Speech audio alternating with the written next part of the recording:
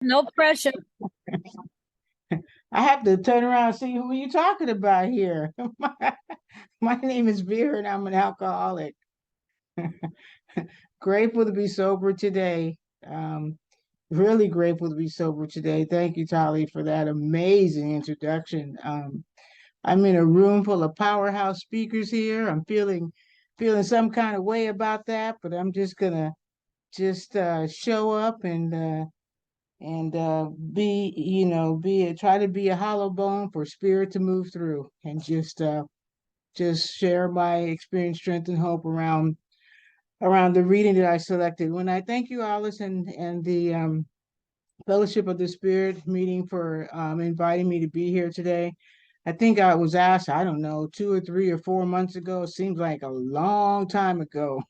And I was asked to send in a couple of passages from the 11th step. I don't remember really ever doing a meeting just solely on the 11th step before, but here we go for a new experience for me and for you. And I sent uh, I sent in the passages and I'll talk about them for sure. But I also want to go back, if I could, if you allow me to go to the beginning of the step. On my sobriety date is September 19th, 1989. I live here in Lanesboro, Massachusetts. I think I found a home group. I have a few more questions, a few more um, things I like to check out with this group, but it's the Way to Live group here in Dalton, Massachusetts. And they're a literature-based group. They read out of the 12 and 12 and meet once a week. And I really like what I see them doing there. I'm going to go to their business meeting and ask a few questions and continue with my informed group conscience there. But step 11, prayer and meditation are our principal means of our conscious contact with God. We AAs are active folk enjoying the satisfactions of dealing with the realities of life, usually for the first time in our life, and strenuously trying to help the next alcoholic who comes along. So it isn't surprising that we often tend to slight serious meditation and prayer as something not really necessary. To be sure, we feel it's something that might help us to meet an occasional emergency, but at first, many of us apt to regard it as something mysterious, something of to regard it as a somewhat mysterious skill of clergymen from which we may hope to get a secondhand benefit, or perhaps we believe in these, or perhaps we don't believe in these things at all. And then the passage that on the next page 98, there's a direct linkage among self examination, meditation, and prayer. Taken separately, these practices can bring much relief and benefit. But when they are logically related and interwoven, the result is an unshakable foundation for life. Unshakable foundation for life.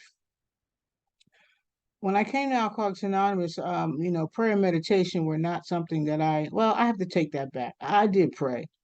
I prayed for a different kind of power when I got here. I prayed for the power to keep drinking.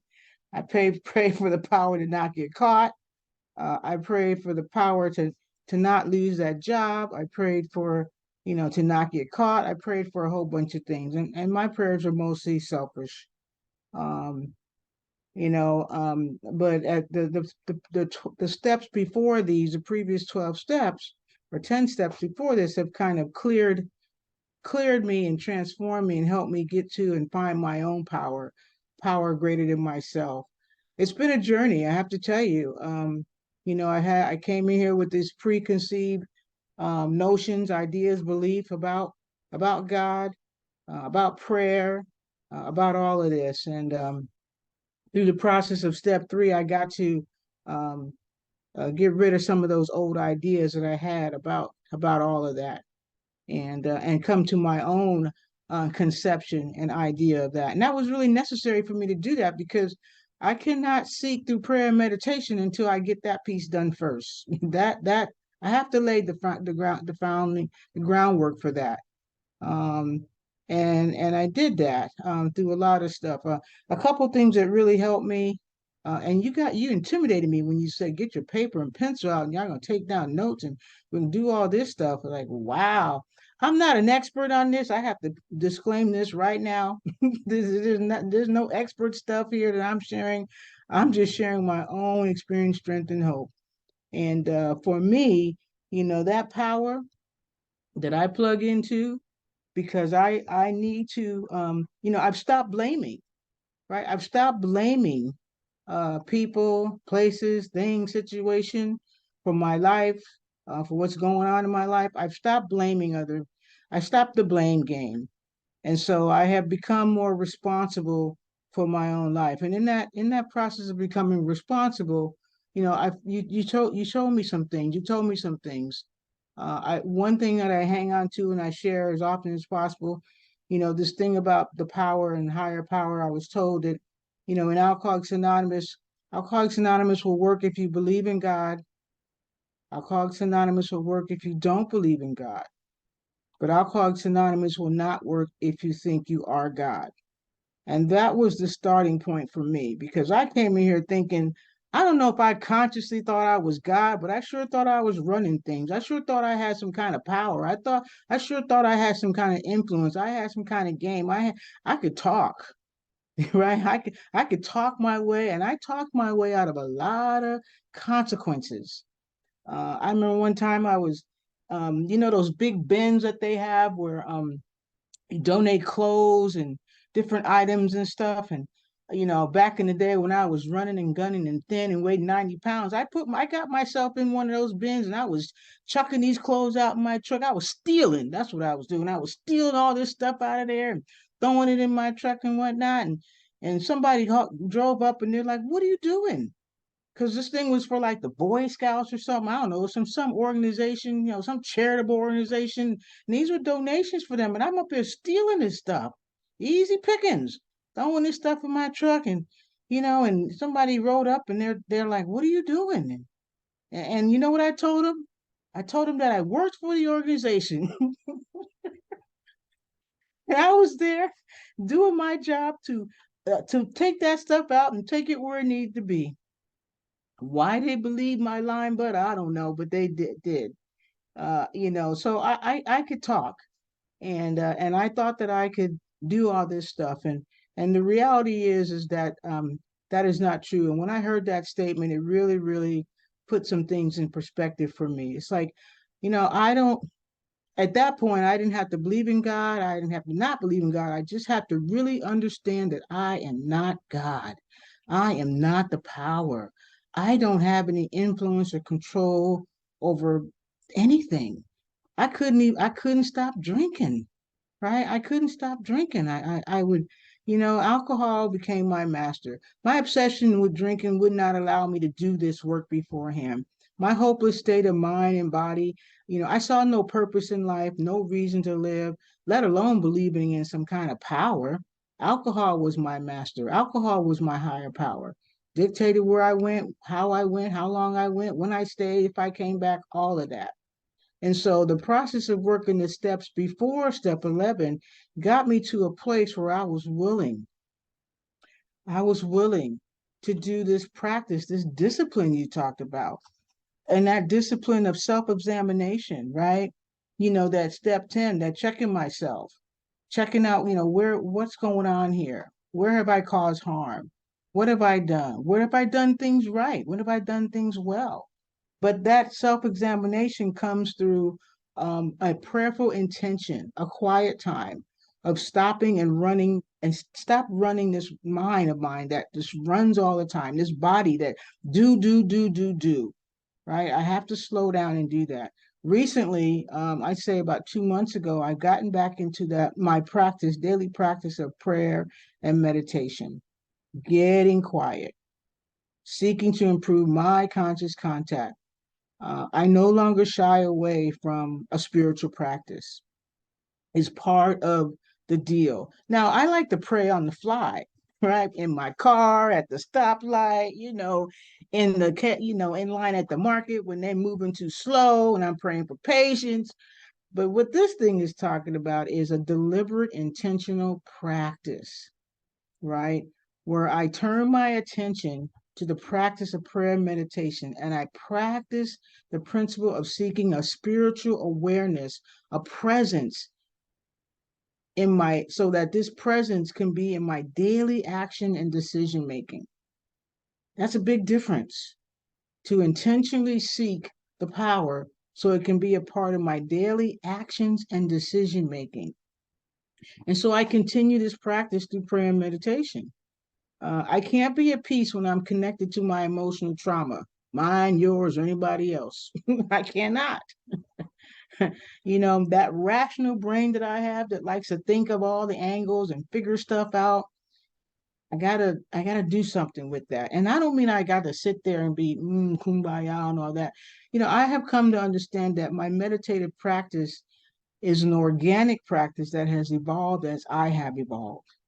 Right? I used to have like the right candles and the right room and the right music and the right light. And, it's really not about that anymore. I do need a space, right? Emotional and physical space. And I do need to set the intention of a check-in with the spirit, with the power.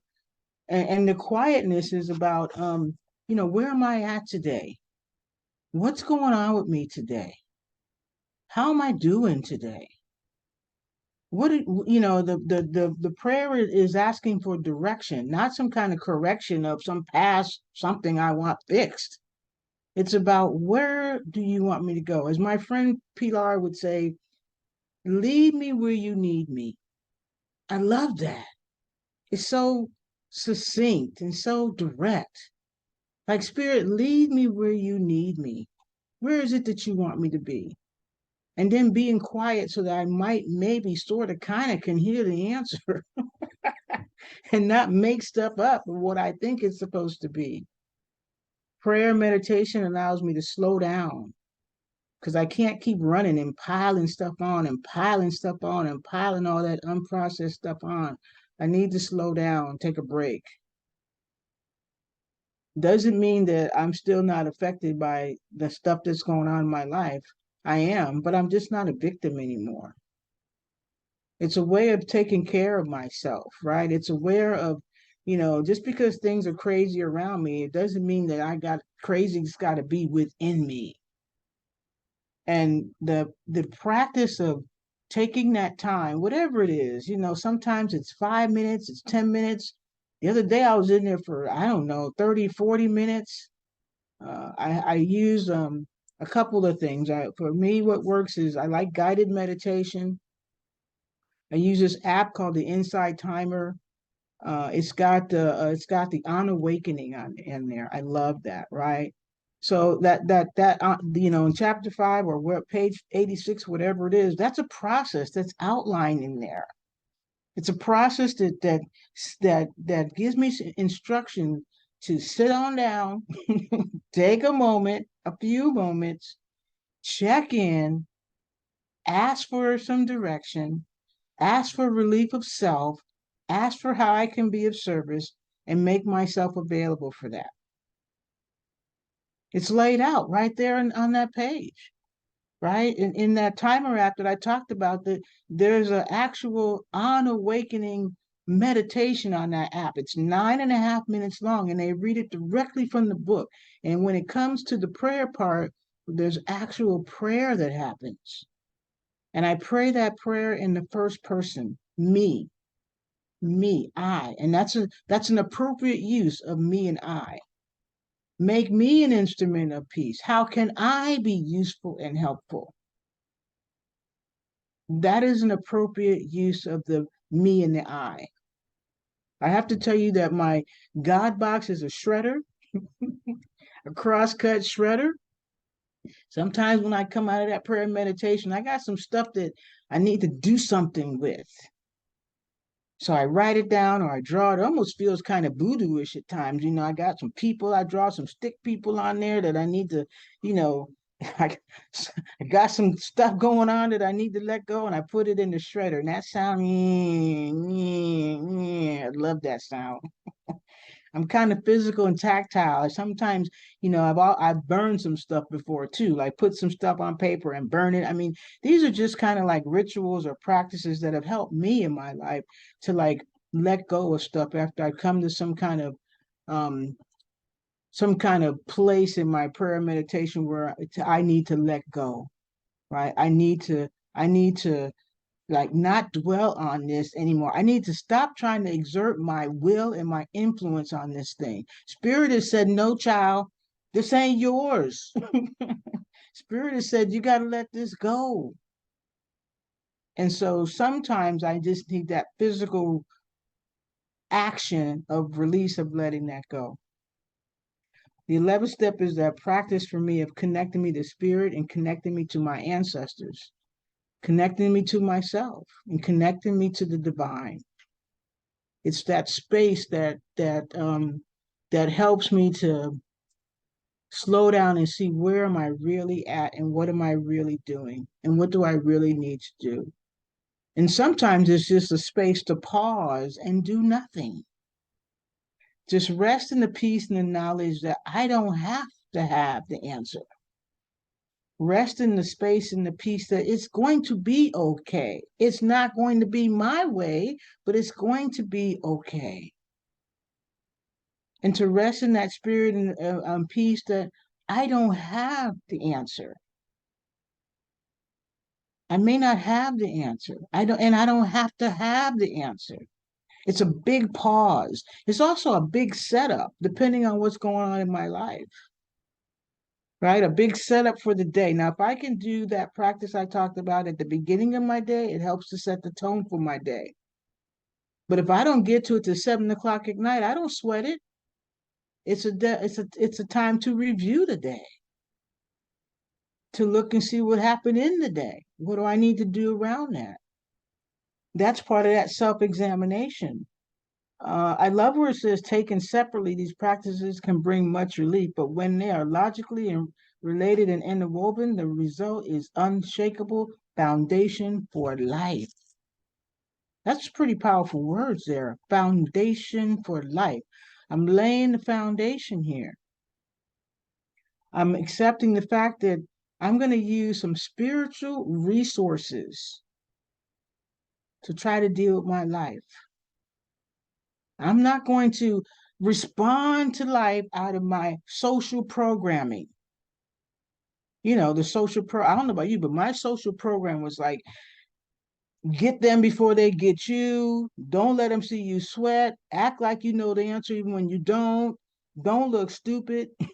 You know, that's part of my social programming. But my spiritual practices and the spiritual principle says it's okay not to know. You can ask for help. Wait. It's a discipline and a practice that has taken time. It has not come overnight. I'm not a quick study, but as a result of this, I'm at peace with myself. And that was not possible when I was being controlled by my anger, my resentment, my pain, my trauma, by you, by the world around me. The prayer meditation allows me to slow down. And the biggest thing is to focus on me and not focus on you. Because you know, if I'm focused on you, then you're supposed to give me the answers. The expectation is you're gonna fix it. You're gonna take care of it. And that has not worked. My sponsor said one time, she laid out this example of that was really clear, and I'm gonna try to relate it. I don't know if I can, but she was like, what does that look like when you give Joe your self-esteem, right?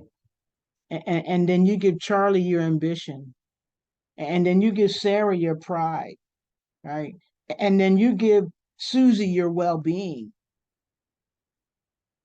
You're giving all these people these things that they're not responsible. And the second they don't measure up and take care of your stuff, oh boy, they ain't acting right. And there's some consequences there. And that's how I was living my life. I was giving other people parts of my life to be responsible for and take care of. And then when they didn't act appropriately, or I got upset, mad, angry, and a whole bunch of other stuff. And what this step allows me to do, this practice allows me to do, is the self-examination allows me to do, is to look at what's my stuff and what's not my stuff. I may not always know what your stuff is. It's none of my business, but I can get to what's my stuff. What do I need to be doing?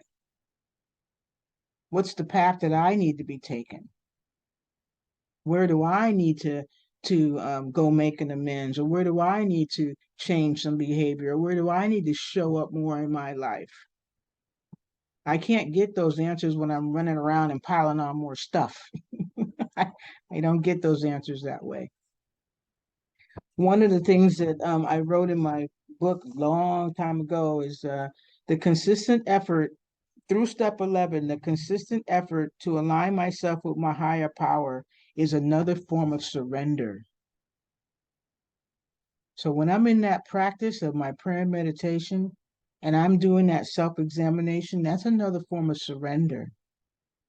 I'm surrendering parts of myself that are no longer useful to spirit, to me, to you. I'm surrendering those, that behavior that I default to when I'm in fear, that behavior that I default to when I want to control, that behavior that I default to when I'm angry and mad and upset. And so what I get to do through prayer and meditations, I get to realign myself with the will of my higher power, which I call sacred spirit. Some days it's sacred spirit, some days it's great grandmother love, some days it's just plain old coach put me in. I'm kind of fluid like that. I try not to get too rigid about it. But the thing that I'm consistent with is I'm not it. I'm just not it. I got to plug in. I have to plug into the source. And so this constant effort to realign my will with my higher power will, this other form of surrender, it's just a daily routine of checking in and listening. That's all it is. It's a daily routine of checking in and listening. I'm checking in with the prayer. What's my marching orders? What's the direction? What would you have me do? May I have some strength to do that? And then I'm listening. I'm trying to listen for the answers. And I would love to say I'm one of those folks that, those answers come as clear as a bell. They don't. A lot of times it's in hindsight that I see, oh, okay, that's what this was about. That's why I made those decisions. But the cool thing about it though is over time with this practices, I don't make rash decisions. And so my decisions are much more in alignment with what spirit would have me to do. It talks about that on page 86 and on. It says, at first when we do this, we're going to be fooled by some of, I'm paraphrasing here badly. I'm sure all these folks who know the book better than I can, say it word for word. But it's about, at first, my inspiration stuff is really not going to be what spirit inspired. It's going to be Vera inspired. But over time and with practice, I will begin to know the difference. I'll begin to hear and know the difference. And so I guess I just would kind of end with, it's a very important practice for me. Uh, it's about the checking in and the constant the spiritual awareness piece is about bringing more alignment with my life with my higher power, which I choose to call sacred spirit, so that presence can be more and more and more in my actions and my daily decision making. So it becomes more and more about spirit's will and less about Vera's will. And that practice helps to reduce Vera's will and bring in more of spirit's will. I hope that was helpful. Thank you so much for letting me be here and be a part of this. I love being sober. I love being with you. I'm a grateful member of Alcoholics Anonymous. Thanks for letting me share.